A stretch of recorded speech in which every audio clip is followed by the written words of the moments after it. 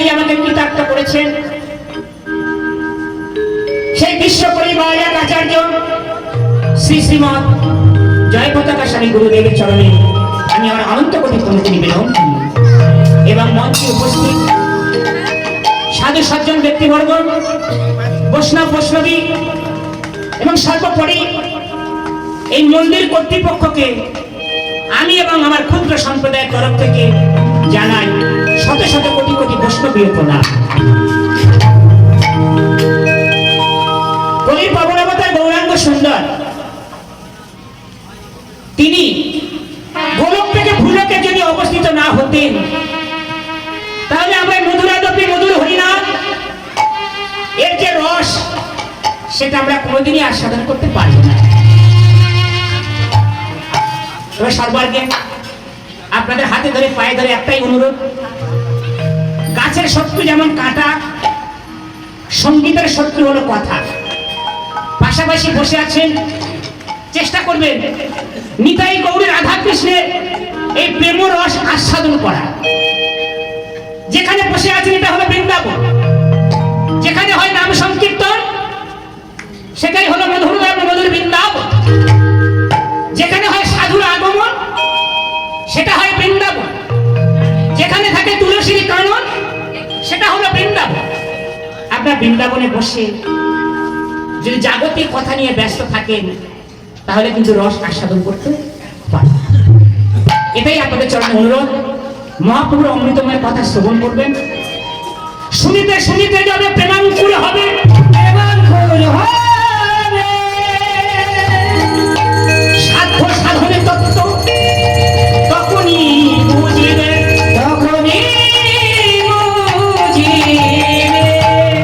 সাধ্য তত্ত্ব আর সাধন তত্ত্ব, এই সাধ্য সাধন তত্ত্ব যদি সেই মনোভাব নিয়ে শ্রবণ কীর্তন স্মরণ না করা যায় তাহলে তত্ত্ব কোনদিন উপলব্ধি হবে না। সর্বশাস্ত্রে এই কথা বলে গেছে, ভগবানের অপ্রাকৃত চিন্ময় নাম শ্রবণ কীর্তন আর স্মরণ।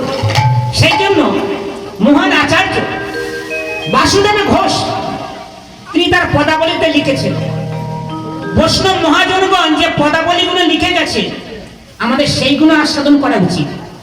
কারণ পদাবলীর প্রত্যেকটা অক্ষরের মধ্যে রাধা কৃষ্ণ বিরাজিত থাকে। মহাজনগণ ভগবানের সঙ্গে নিত্য লীলা করেছে, আর সেই নিত্য লীলা তারা ভগবানের সঙ্গে থেকে আস্বাদন করেছে, তারা দর্শন করেছে, আর তাদের কলমে তারা ভগবানের সেই দিব্য লীলা তারা রচনা করে গেছে। তাই বাসুদেব ঘোষ লিখছেন, বলে যদি গৌর না হতো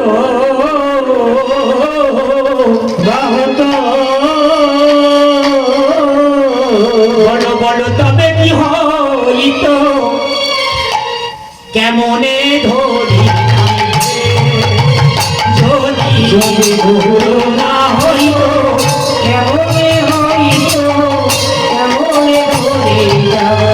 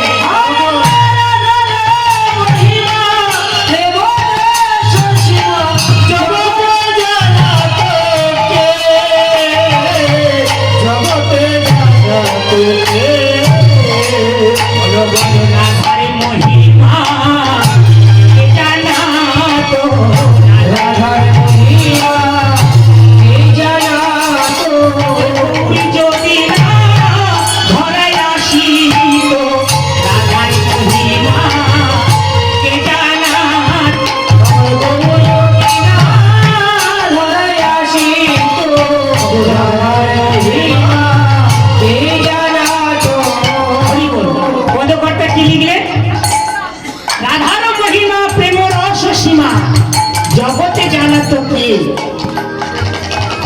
এই যে দেহটা, দুই প্রকার দেহ আছে, হরিবল হরিবল।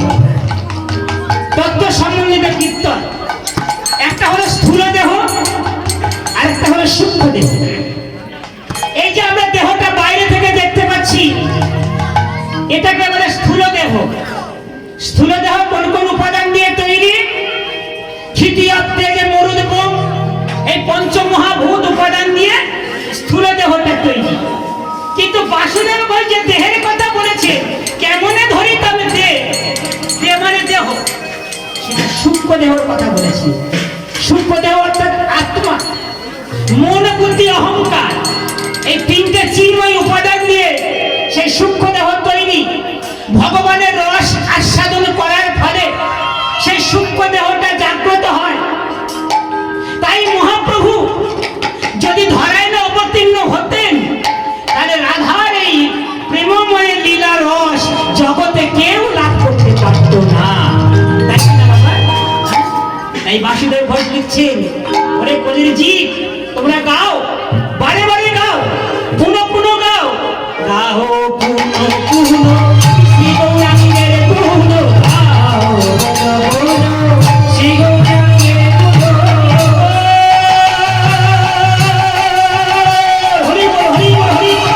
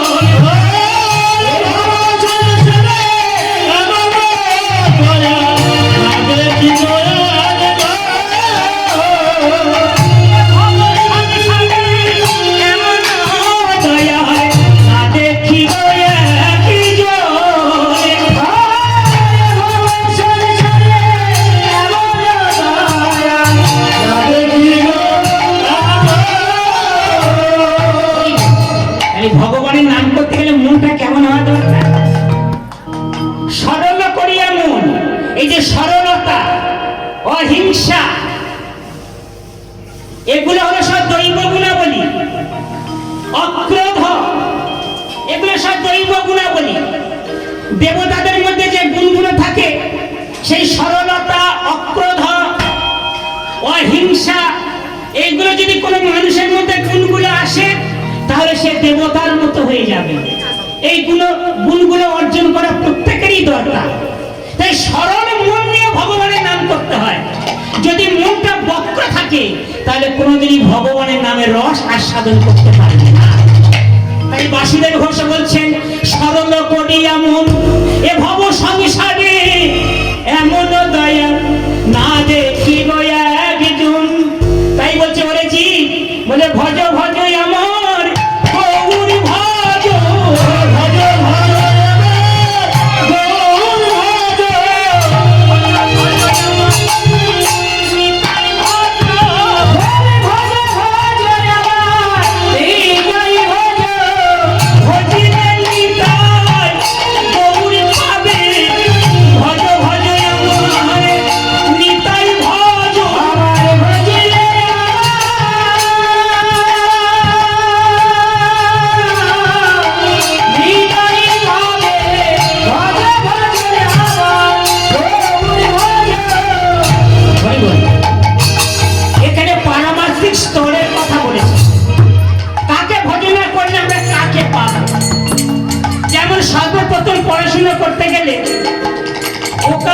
শিখতে হয়, তারপরে ক খ শিখতে হয়, তারপর আস্তে আস্তে বিদ্যার উল্টো দিকে যেতে হয়, তাই না বাবা? ঠিক তত পারমার্থিক জগতে আমরা যদি নিতাই চাঁদকে ভজনা না করি, তাহলে কোনোদিনই গৌরাঙ্গের কৃপা হবে না। আর গৌরাঙ্গকে ভজনা না করলে কোনোদিন নিতাই চাঁদের কৃপা হবে না, তাই না? সেই জন্য শাস্ত্র বলছে বলছে ভজে নিত্যানন্দ ভজন তরু কন্দ নিরবধি। অর্থাৎ নিত্যানন্দকে যদি ভজন বৃক্ষে কন্দ অর্থাৎ মূল ভাবা হয়, তাহলে মূল যতটা দৃঢ় হবে বৃক্ষটা ততটা শক্ত হবে, তাই না বাবা? তাহলে ভজে নিত্যানন্দ ভজন তরু কন্দ নিরবধি। ভজ ভজ নিতাই চাঁদের ভজ, নিতাই চাঁদে ভজিলে গৌরী কৃপা হবে। আরে ভজিলে গৌর ব্রজধামে যাবে, ব্রজধামে গেলে ব্রজ গোপিনীদের কৃপা হবে। আরে ব্রজ গোপিনীদের কৃপা হলে তারপরে ব্রজ গোপিনী শ্রেষ্ঠ শ্রীমতী রাধারানীর কৃপা হবে। আর রাধারানীর কৃপা হলে আমার রাধার প্রাণবধূ শ্যাম সুন্দর তিনিও জীবকে পরম কল্যাণের জন্য আশীর্বাদ কৃপা দান করবে। এটাই হলো ভজন জগতের নিয়ম। এখন কেউ যদি মনে করে বাবা আমি নিতাই গৌরকে দর্শন করব না, নবদ্বীপ মায়াপুরে যাব না, আমি সোজা বৃন্দাবনে চলে যাব, বৃন্দাবনে গিয়ে রাধা কৃষ্ণকে দর্শন করব। কিন্তু বৃন্দাবনেশ্বরী রাধারানী আর বৃন্দাবনের চন্দ্র কৃষ্ণ, এই কলিযুগে তো রাধা কৃষ্ণ মিলিত বিগ্রহ হলো চৈতন্য মহাপ্রভু, তাই না বাবা? তাই সেই চৈতন্য মহাপ্রভুকে অবহেলা করে আমরা যদি সোজা বৃন্দাবনে চলে যাই, বৃন্দাবনে আপনি প্রবেশ করতে পারবেন, কিন্তু রাধারানীর কৃপা থেকে আপনি বঞ্চিত হবেন, আর মাধবের কৃপা থেকে বঞ্চিত হবেন।